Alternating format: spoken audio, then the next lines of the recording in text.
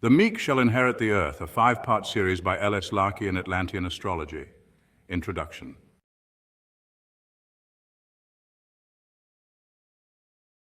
Blessed are the meek, for they shall inherit the earth.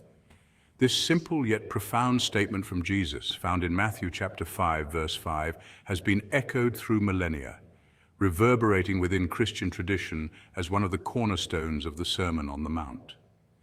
For many, this phrase conjures the image of the humble and the gentle, quietly enduring life's trials and tribulations with patience and grace, awaiting their divine reward. The meek have been upheld as models of virtue, individuals who embody the spiritual values of humility, gentleness, and submission to the will of God. This interpretation has shaped much of Christian theology and practice, encouraging believers to seek meekness as a path toward divine favor and future inheritance.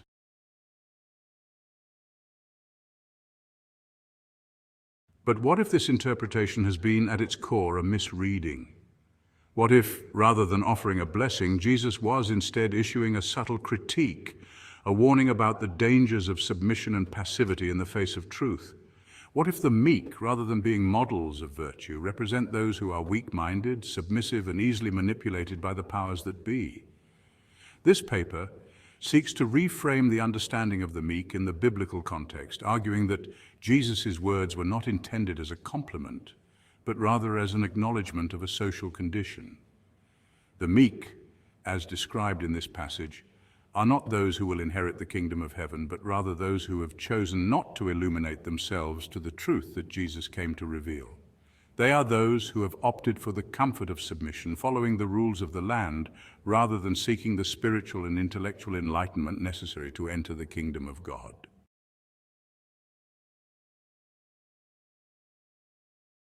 To fully grasp the weight of this argument, it is necessary to first explore the socio-political context in which Jesus spoke.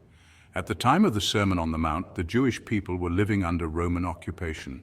The Roman Empire was a massive political machine, crushing dissent and resistance with brutal efficiency. The people of Palestine were heavily taxed, their religious and cultural practices often marginalized, and any form of rebellion was swiftly met with violence. In such an environment, passivity and submission were, for many, survival mechanisms. The meek, in this sense, were those who had accepted their lot in life, those who had been tamed by the overwhelming force of imperial rule. It is no coincidence that the Latin root of the word meek is mansuetus, which means tamed or domesticated. This etymology, when applied to humans, suggests a population that has been brought under control, subdued, and rendered docile by external powers. They are not active agents of change, but rather passive recipients of whatever life or their rulers decide to impose upon them. This understanding of meekness as a condition of subjugation is crucial to reinterpreting Jesus' statement. He was not praising the meek for their gentleness or humility, but rather acknowledging their current state of mental and spiritual submission to worldly powers. In many ways, the meek represent those who have been spiritually neutralized. They are the people who have allowed themselves to be tamed by the systems of power around them, whether political, religious, or social. They are those who follow the rules of the land without questioning the deeper truths of existence, without seeking to break free from the chains of conformity and mediocrity. In this sense, they are weak, not physically, but mentally and spiritually. They lack the strength of character, the intellectual curiosity, and the spiritual courage to seek out the truth that Jesus came to reveal. Instead, they opt for the comfort of the familiar, the safety of submission, and the false promise that their meekness will somehow be rewarded in the future.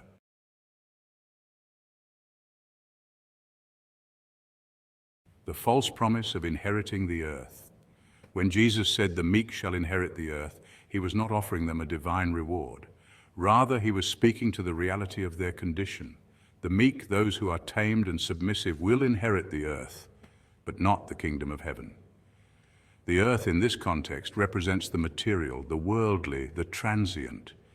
It is the domain of those who are bound by the rules and systems of the world, those who are content to live within the confines of societal expectations and norms. By contrast, the kingdom of heaven is a spiritual reality, one that transcends the earthly and the material. It is not something that can be inherited through passive submission or compliance with the rules of the land. Rather, it requires active engagement, intellectual and spiritual awakening, and a willingness to challenge the systems of power and control that dominate the earth.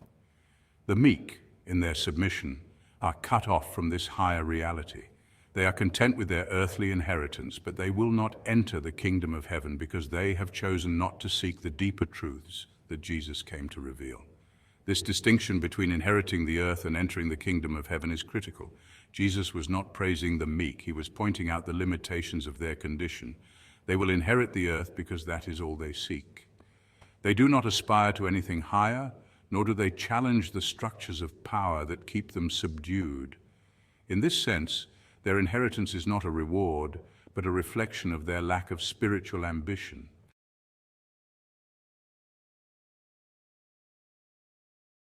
The choice to remain in darkness. At the heart of this argument is the idea of choice. The meek are not victims of circumstance, nor are they condemned to their state of weakness by some external force. Rather, they choose to remain in the darkness of ignorance and submission. Jesus came to illuminate the path to spiritual enlightenment, to reveal the truth of God's kingdom, and to challenge the systems of power that keep people in bondage. Yet, many chose not to follow this path. They chose instead to remain in the safety of submission, following the rules of the land, rather than seeking the liberating truth of the kingdom of heaven. This choice is evident throughout the Gospels, as Jesus repeatedly calls people to awaken to the truth, only to be met with resistance or apathy. The Pharisees, the religious leaders of the time, clung to their legalistic interpretations of the law, refusing to see the deeper spiritual truths that Jesus was revealing. The crowds followed Jesus, but many did so out of curiosity or for the miracles he performed, rather than a genuine desire for spiritual transformation. Even his own disciples struggled to fully understand the radical nature of his message. In this context, the meek are those who have heard the truth but have chosen not to act on it. They have chosen the comfort of submission over the challenge of spiritual awakening. They are content to follow the rules of the land, to live within the confines of the systems that control them, rather than seeking the freedom and enlightenment that Jesus offers. In this sense, they are complicit in their own subjugation. They are not merely weak or submissive by nature. They have chosen to remain weak and submissive because it is easier than confronting the truth.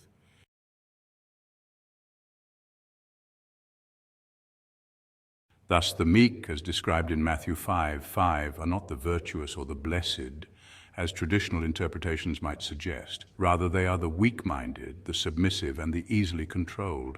They are those who have chosen to remain in the darkness of ignorance, following the rules of the land, rather than seeking the deeper truths of the kingdom of heaven. Their inheritance is not a spiritual reward, but a reflection of their condition. They will inherit the earth because that is all they aspire to. They will not enter the kingdom of heaven because they have failed to illuminate themselves to the truth that Jesus came to reveal. This reinterpretation challenges long-held assumptions about meekness and its place in Christian theology. It forces us to reconsider what it means to be meek and to question whether meekness, as traditionally understood, is truly a virtue or simply a condition of weakness and submission. In the following sections, this paper will explore these themes in greater depth, examining the historical, theological, and social implications of meekness and its role in shaping the behavior of individuals and societies throughout history.